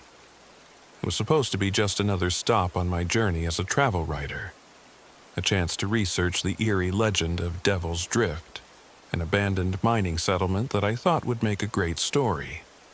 I'd heard whispers of curses and ghosts, but I wasn't the kind of person who believed in that sort of thing. Now, I don't know what to believe. I arrived at Devil's Drift in the late afternoon, driving my beat-up RV down a barely there dirt road that snaked through the barren desert. The heat was oppressive, the kind that sticks to your skin and makes you feel like you're breathing in fire. The ruins of the settlement came into view as the sun dipped lower in the sky, a cluster of crumbling wooden shacks and rusting machinery, all half swallowed by the shifting sands. I parked the RV near what looked like an old saloon. Its roof had caved in long ago, and the windows were nothing but jagged holes. There wasn't another soul in sight. Just the wind, whistling through the desolate landscape. "This'll make for a hell of a story," I muttered to myself, grabbing my camera and notebook. The settlement was eerie, no doubt about it. The silence was so complete it felt unnatural, broken only by the occasional creak of old wood shifting in the wind. I wandered through the remnants of the town, snapping photos and jotting down notes. A rusted sign hanging crookedly on one building read Miners' Haven, and another marked a collapsed structure as the assay office. I could almost imagine the town as it had been, a bustling, hopeful place before greed and tragedy turned it into a ghost town. I made my way toward the mine at the edge of the settlement. It was sealed off, as expected, with a rusty chain and a faded warning sign. "Danger, keep out." I could see where the entrance had collapsed, a pile of jagged rocks blocking the way. According to the legend, this was where the foreman had trapped his workers to die after discovering a vein of gold he wanted to keep for himself. I aimed my camera at the mine and was about to snap a picture when I heard it. A faint tapping sound coming from somewhere beyond the rocks. I froze, listening. It was rhythmic, deliberate, like someone striking metal against stone. Just the wind, I told myself, though the thought didn't sit right. Still, I couldn't shake the feeling that someone, or something, was watching me. That night, I parked my RV in a flat spot near the center of town. I'd planned to camp overnight to get a feel for the place and maybe write up some of my notes. As I set up inside the RV, I noticed something strange. My audio recorder, which I'd left running while I explored, had picked up faint whispers. At first, I thought it was interference, but the more I listened, the clearer it became. "Help us," a voice murmured, barely audible. "He betrayed us." A chill ran down my spine. I replayed the recording, but the whispers seemed to grow fainter each time, until they disappeared completely. I told myself it was just static, a glitch in the equipment, but I couldn't shake the unease. Later that night, as I tried to sleep, the footsteps started. They were soft at first, just the crunch of sand underfoot. I sat up, heart racing, and peered out the RV's window. Nothing. Just the dark silhouettes of the buildings against the moonlit sand. I told myself it was an animal, maybe a coyote, but the sound continued, circling the RV. Then came the handprints. I didn't notice them until I flicked on the exterior lights, hoping to scare off whatever was out there.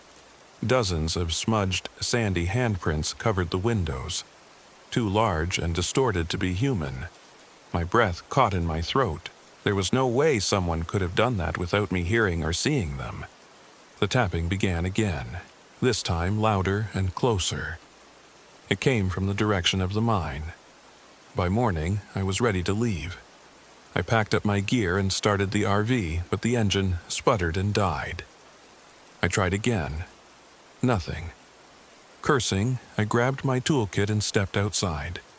The air was already stifling, the sun blazing down without mercy. As I checked under the hood, I noticed something strange. The sand beneath the RV was covered in boot prints, fresh ones, leading to and from the mine. With no way to leave, I decided to pass the time by exploring the rest of the town. Near the saloon, I found a small wooden shack with its door hanging ajar. Inside, the air was cooler, almost damp, and the floor was littered with papers and broken furniture. On a battered desk, I found a leather-bound journal. The handwriting was messy but legible, and as I read, a sense of dread settled over me. It was the foreman's journal, detailing the events that had led to the mine's collapse. He wrote about his greed, his plan to trap the workers, and the nightmares that began haunting him afterward. He claimed he could hear their voices at night, begging for mercy. His final entry read, "They won't let me leave. They won't let anyone leave." That night, the spirits came. It started with the lights, flickering orbs that hovered near the mine before drifting toward the RV. I watched, frozen, as the lights grew brighter, revealing the forms of the miners. They were translucent, gaunt figures with hollow eyes and skeletal hands. Their mouths moved in silent pleas, and then the whispers began again, louder this time. "Justice, bring him to us." Suddenly, the RV shook violently, as if something, or someone, was trying to break in. The miners' faces appeared at the windows, their hollow eyes burning with fury. I grabbed the journal, desperate for answers, and flipped through the pages until I found a passage about the gold. The foreman had hidden a nugget in the mine, and his body was buried nearby. Summoning every ounce of courage I had left, I grabbed a rusted pickaxe from one of the ruins and headed toward the mine. The air grew colder with every step, the whispers intensifying until they were a deafening roar. I reached the collapsed entrance and began to dig. It didn't take long to find the skeleton. The bones were brittle, crumbling under my touch, and clutched in one bony hand was a gold nugget, gleaming even in the dim light. As I held the nugget aloft, the whispers stopped. The miners' forms gathered around me, their hollow eyes locked on the gold. One by one, they began to vanish, fading into the night. The air grew still, the desert silent once more. I returned to the RV, exhausted and trembling. The engine started on the first try. I drove away from Devil's Drift as fast as the RV could go, leaving the gold nugget behind in the sand. But even now, miles away, I can't shake the feeling that I'm not alone. Sometimes, late at night, I hear the whispers again. Justice.